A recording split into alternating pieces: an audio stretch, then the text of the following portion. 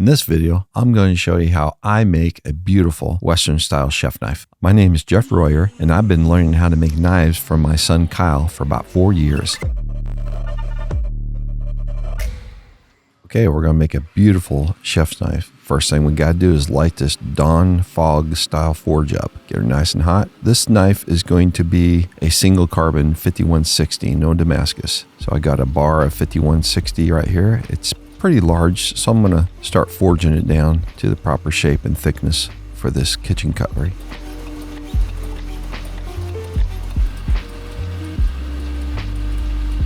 I'm working on the tip, hammering it down, shaping it. I'm going to get this knife 90% profiled, just rough forging. The temperature in the forge is about 2000 degrees. Well, the forging went really well.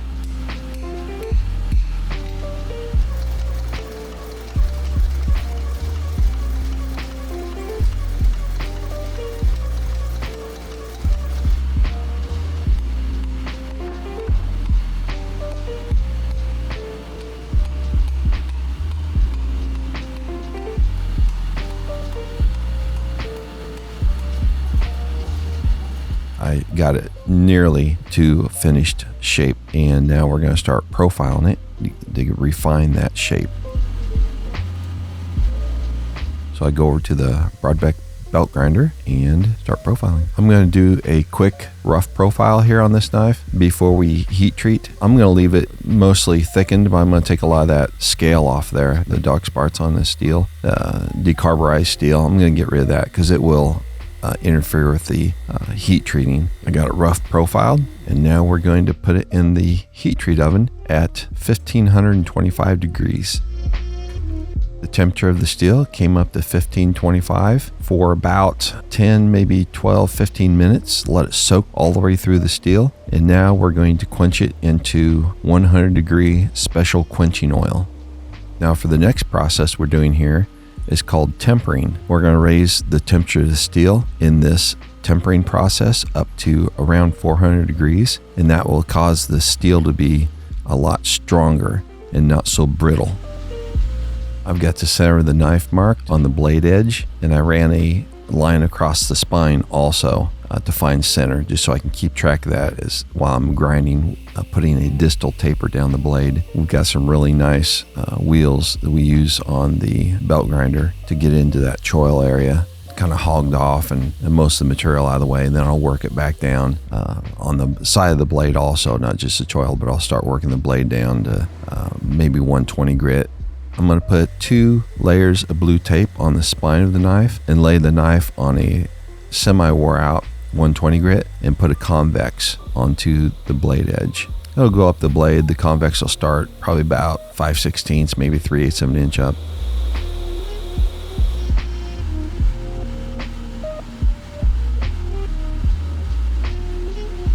I'm getting ready to grind in the plunge grind. I put these scribe lines on for the plunge grind to stop so that they mirror each other on each side. We have a platen that we use for this. It's a homemade platen. It makes a really nice radius, and it creates that really sweet, smooth chamfer or bevel up on the plunge grind.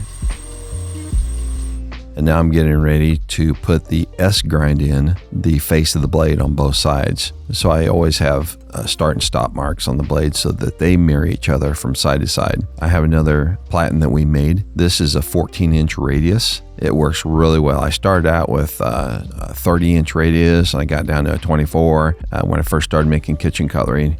Now some of my blades got a little thicker, and I can put a little bit heavier radius in there. The spines are thicker, but the blades are just as light as they always were. I'll start out with a 36 grit on this. It's crazy. Grinding into a 120 grit surface it's a beautiful surface. I'm taking a 36 grit, and I'm going to start grinding in this S-grind. It's kind of scary on the first couple moments when you start, because if you get started in the wrong spot, it can get pretty ugly pretty quick. I started right in the middle, went really well. And these 2 grinds look like they're mirroring each other pretty good. I finished up the S-grind with a 320 belt, 320 grit belt. Now I'm getting ready to hand sand to start finishing up this knife. I'll start at 220 and I'll take it up to 320. Then I'll start working on the rest of the knife. So I'll just leave the blade at 320. I'll take it to 600 finished. So that's a beautiful 320 grit on there, and we're going to leave it right there. We're going to polish up the choil area before we start putting the bolster and the handle on. If I get this finished out now, I'll take it up to 1500 and then probably 3000 and polish it, because this area is going to be pretty much done. I'll have to come in here and touch up scratches maybe from handling the knife, but that choil area, it's pretty much done. Before I fit the bolster on, I've got the spine of the knife profiled. I got a real mild radius on it. So when I go to fit the bolster, I'm not going to be changing any of that stuff later because it's done. And that bolster will fit every time throughout the rest of the build once I get it pushed on. I go ahead and put my maker's mark in here. It's a great time. I can get a little rough with the blade at this point. So doing this now is a lot better than doing it later when you get your knife up to a higher grit. It's just a good time to stop and do some of this preventive things that need to be done. Just going to throw a little Sharpie in here so you can see how that's going to stand out when I'm done.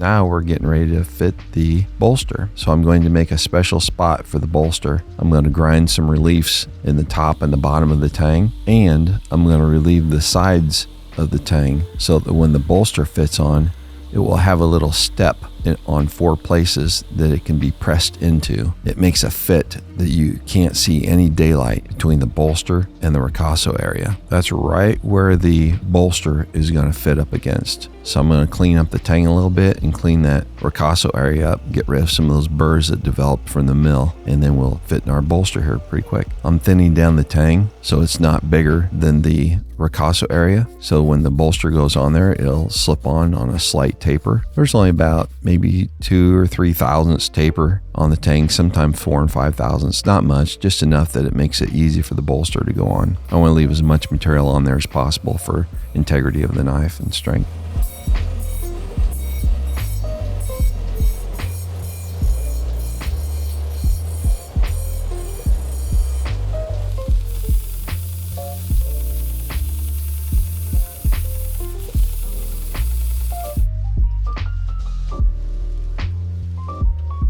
As like everything else, we do a very specific layout, very accurately laid out, because it's easy for things to get away from you. So we be as accurate as we can up front. Start milling out this slot so the tang can fit on there. This is one of those deals on the building a knife that it can go really fast sometimes, or you can kind of fight it a little bit back and forth, and there's a lot of give and take on this. This is my custom copper alloy bronze, and I like it a lot. It's soft though. It's easy to work, but it's got little nuances that make it sometimes a little bit difficult if you get in a hurry with it. It just kind of likes to take its own time to be fitted.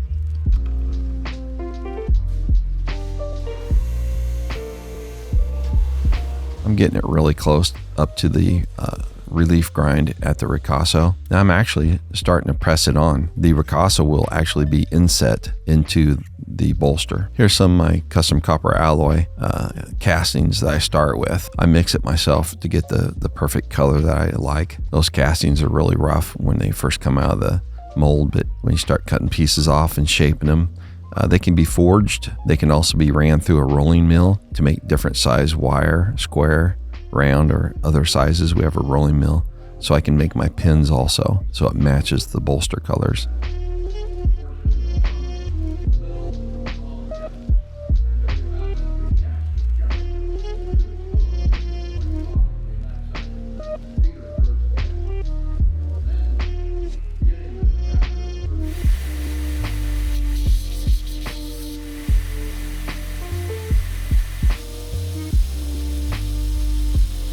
got the bolster fit and profiled exactly where I want it. Now I'm going to patina it with the brass black.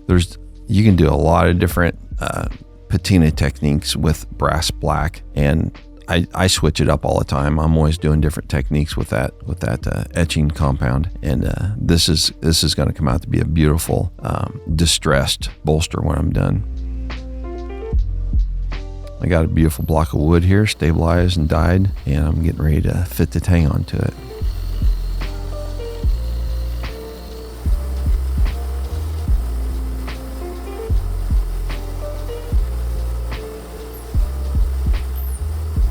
We got some really long drill bits that make this a lot easier. Drilling that out, you can get way down in there several inches. That's getting pretty good. That handle fit pretty fast on there, and it doesn't fit loose. I don't like it when the handles fit loose. I want to work it down slow. Even though they're going to be bedded in epoxy and pinned, it's best just to try to get them to fit snug when you're fitting them. It doesn't always work out that way, but like 99% of the time they fit snug all the way down. It also makes taking them off and on a lot more accurate when you're doing it over and over and over again, trying to get the handle profiled, because it comes off the knife several times, many times before you actually get ready to pin it on. And it fits snug enough right here in this pick that I'm sanding on it, and it's just friction fit. So that's a good fit. It makes the bolster fit up constant also. The pieces don't wiggle around. They're always going to be aligned in the same spot every time.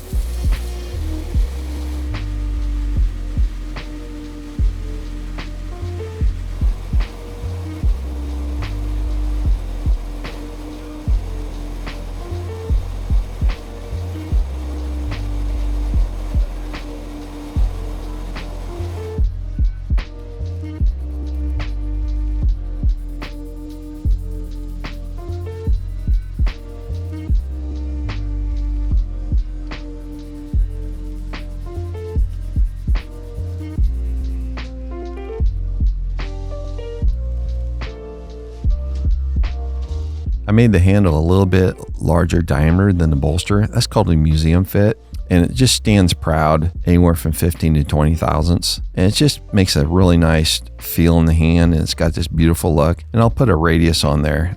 Sometimes I'll put a straight, like a 45 degree or 30 degree radius on there, chamfer, or you can round them off to put a radius on them also. It adds a little extra flair to the knife.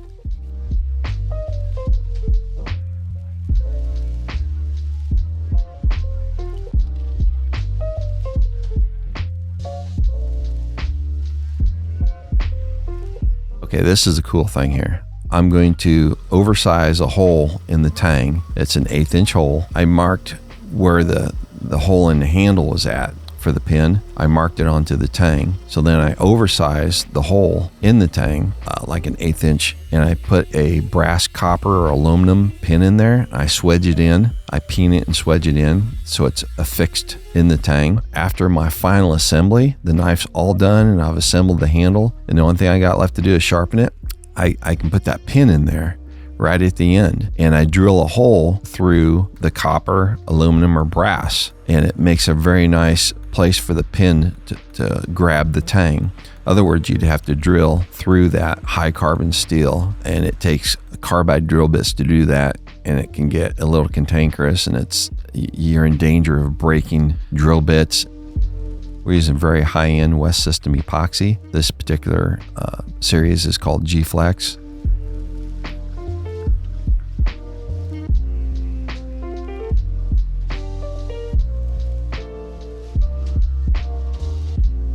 Gently tap the bolster on with epoxy. Takes a little time. Just take your time. Everything's small and tiny, so it just takes a little bit more time. We'll fill that up with epoxy. Most of it's going to squirt back out. That's just fine. It'll all clean up just fine, but you want 100% epoxy in there.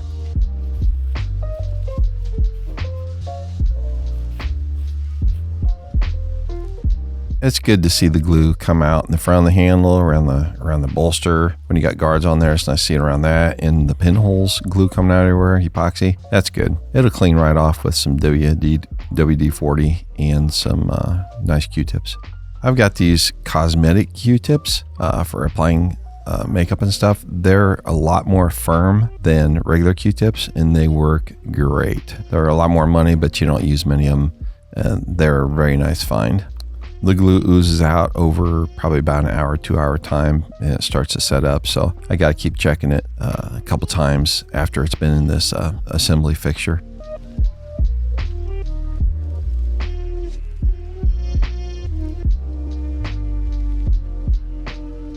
All right, I'll let that sit overnight, and it's all glued up. It's looking really good. I'm getting ready to put my pan in there. The handle's finished, the blades finished, everything's finished on the knife, so you just want to wrap stuff up just to protect it. A little preventive maintenance goes a long ways right here. Drill a 16th inch hole. I've already got my holes piloted through the wood. Now I'm drilling into that, if you remember that brass pin that I put in. It drills right through it and the holes line up. It's great.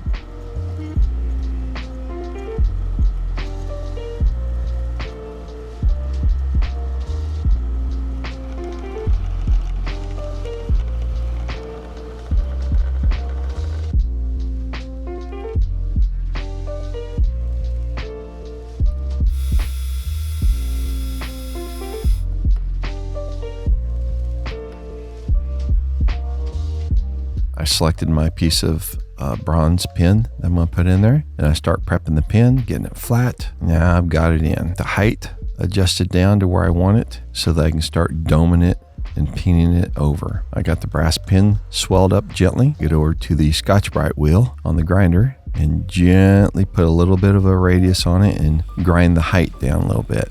I got the height exactly where I want it, so I start buffing on it, and it helps round it out more. It removes material from around the edge of the pin, and it creates a real mild dome. When I first started making knives, I started with kitchen cutlery. Then when Kyle and Josh came out with a buoy course, the takedown buoy, I did that, and I fell in love with buoy knives. Kyle goes through the knife build step by step, and it made it real easy for me just to follow what he was doing. My knife came out just like his, and I'd been making knives for about 2 years at this point. A takedown knife has many parts in it, but following Kyle's instruction with the assembly and the manufacturing of the parts, it made it a lot simpler. If I miss something, I can simply rewind it on my phone, take another look at it, and watch him do it again. Even a month or two from when I built the knife, I can go right back to those same steps that I was having a challenge with before, and I can see Kyle doing it as many times as I need to till I get it. If you're wanting to make your first buoy knife, or you're wanting to level up some of your skills at making buoy knives, this is definitely the course for you. The last thing to do is sharpen the blade edge again. Run that blade edge over a leather belt with a polishing compound. It makes a beautiful polished cutting edge. The profile of this knife is beautiful. It's a Western style chef knife. It's not a complicated profile. It's fairly simple. And if you're looking to build one of these, it's pretty doable. I forged mine down, but I actually have some stock that's actually the size that you can just cut this out and start your heat treat process. And you don't have to forge. You don't have to have a forge to do this. You can just do some stock removal on this and get the same style result in a knife if it's properly heat treated. But you can build this knife. There's not a lot of parts to it. Just go out and go out in the shop and see what you can do with it. You're going to make some mistakes. And even come back to this video and take a look at it. See if there's anything here that you can pull away from it to help you with you building your knife. I'll see you in the next video. May the forge be with you. Bye-bye.